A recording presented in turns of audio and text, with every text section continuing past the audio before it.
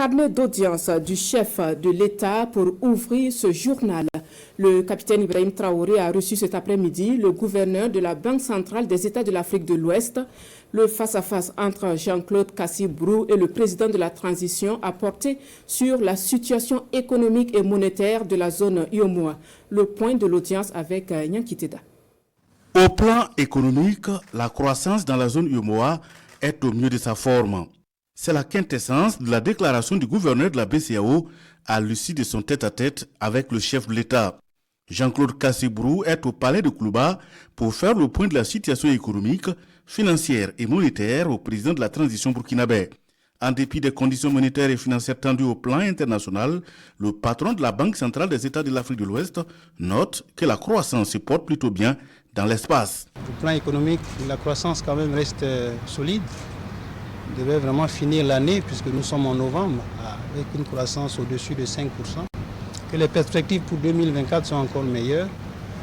Et surtout l'inflation, qui était une grande préoccupation quand nous étions là en février 2023. Les choses se sont beaucoup améliorées. Et donc ça augure bien pour le futur.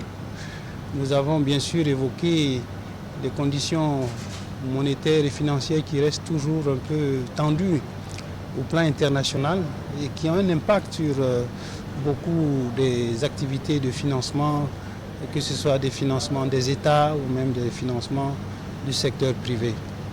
Au niveau du Burkina, nous avons noté que la croissance économique, l'inflation, les agrégats sont quand même bien orientés.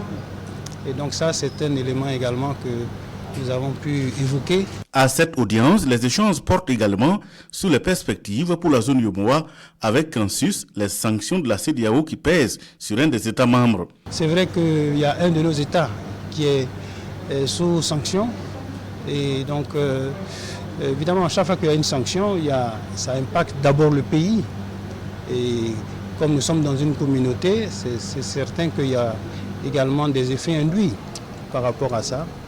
Nous souhaitons les discussions en cours permettent vraiment, autant que faire se peut, le plus rapidement possible, de pouvoir évidemment passer ce cap et puis que nous puissions continuer notre marche en avant. Jean-Claude Cassibrou quitte le palais de Koulouba tout en rassurant son locataire des dispositions prises pour une BCEAO encore rayonnante et effectivement au service de l'ensemble des États membres.